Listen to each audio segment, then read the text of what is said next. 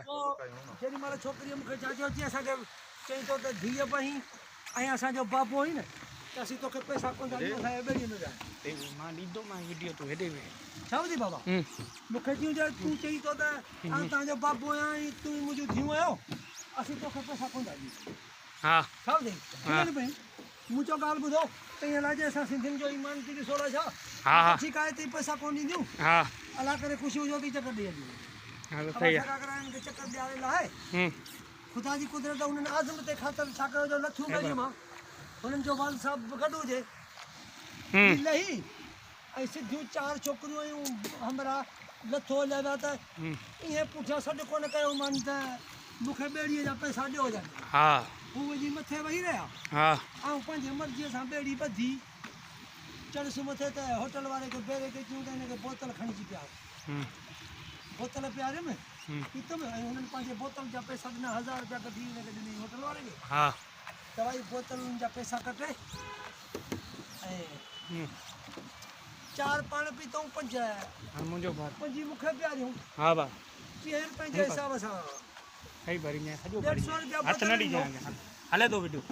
दॿाए न छॾींदे मूंखे 1000 रुपया कढी ॾिनी बोतल 5 जा पैसा कटे पैसा कटे आयुसि त 150 रुपया कढियूं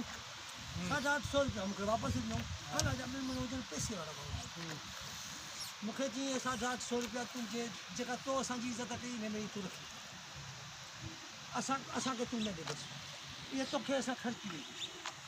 नंढी मुंहिंजी हेतिरी छोकिरी मानी खणी आई उहा मूंसां गॾु हुई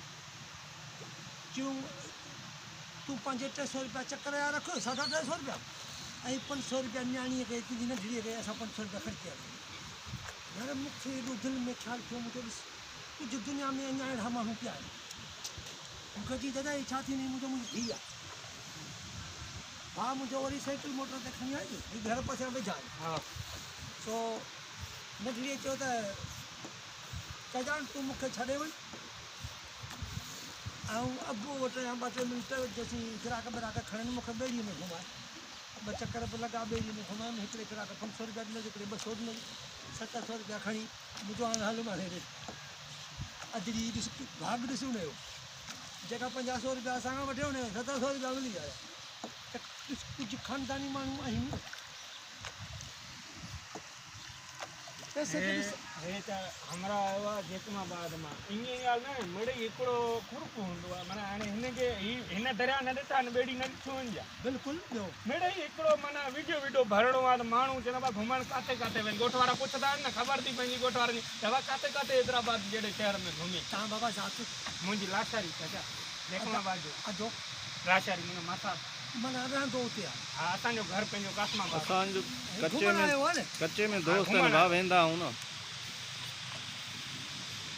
असांजो वास्तो थी हिन में चाचा हिते को छा न